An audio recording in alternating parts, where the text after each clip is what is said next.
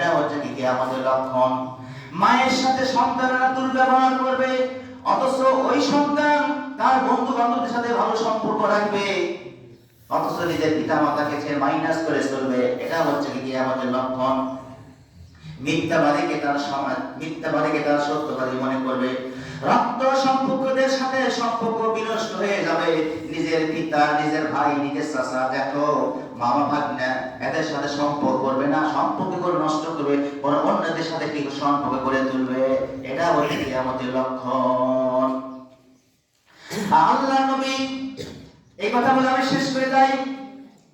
10টি আলামত প্রকাশ না হওয়া পর্যন্ত কিয়ামত হবে না, এই কথা বলে একটু মনে রাখেন। 10টি আলামত না দেখা পর্যন্ত কিয়ামত হবে না। আর এর আগে যে আমি কথা বলে বললাম, এটা হচ্ছে কিয়ামতের চিহ্ন। কিয়ামতের আগে এইগুলি ঘটনা দেখা যাবে। 1 নম্বর হচ্ছে পশ্চিম দিক থেকে সূর্য উদিত হবে।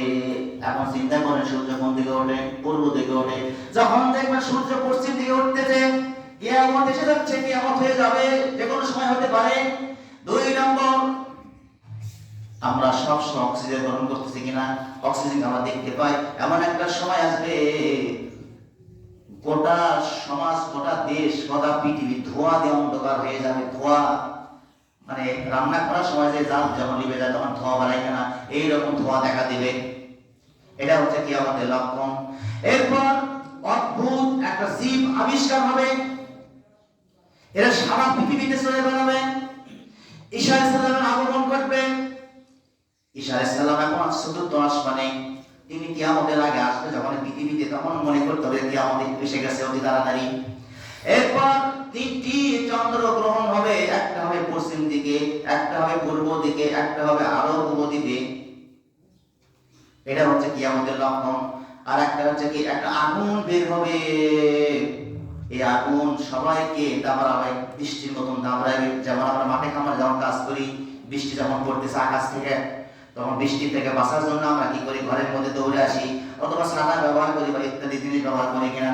আগুন যখন আসতেছে, সংসার আগুনের শব্দ আসতেছে, আগুন ধেয়ে আসতেছে, এই আগুন থেকে বাঁচার জন্য আমরা কি করব, ঘরের ভিতরে যাব, বিভিন্ন দালান কোঠা খুঁজবো, কিন্তু তখন কিন্তু ঘরের দরজা জানালা কিচ্ছুই থাকবে না, ঘর বাড়ি কিচ্ছুই থাকবে না, চিহ্ন হয়ে যাবে। কবরগুলো ফেলে দেওয়া হবে, কবর থেকে তারা উঠে দাঁড়াবে, সবাই তারা হাসরের ময়দানে একত্রিত হবে, আর আগুন সবাইকে দাবড়ায় দাবড়ে হাসরের ময়দানে নেবে, আর হাসরটা হবে দুনিয়ার এই ময়দান। আর এইগুলি যখন আমরা দেখতে পাবো, তখন বুঝে নেব কিয়ামত হয়ে যাচ্ছে। তাহলে ওই অবস্থায় যদি আমি গুণেরা মারা যায়, তখন আমার কি হবে? তাই আসুন এই কথার থেকে আমরা এটাই শিক্ষা গ্রহণ করি, আমরা খাঁটি মুসলিম হতে চাই, খাঁটি ইমানদার হতে চাই, আল্লাহ প্রেমিক হতে চাই, রাসূল প্রেমিক হতে চাই, কোরআন পন্থী হতে চাই, ইসলাম অনুযায়ী জীবন করতে চাই। দুনিয়াতে যতদিন বাঁচবো আল্লাহর কাছে সাহায্য চাবো, হিদায়াতের টিকে থাকার জন্য, ঈমান আমল ঠিক করবো, তাহলে কি এই জীবনও শান্তি, আখিরাতেও শান্তি। মহান আল্লাহ তাআলা আমাদের কথাগুলি বাস্তব জীবনে নেক আমল করার তৌফিক দান করুন। আমরা সকলে বলি আল্লাহুম্মা আমিন। আমরা যারা সুন্নাত পড়ি না, শুধু সার রেখা জমা করে নিই।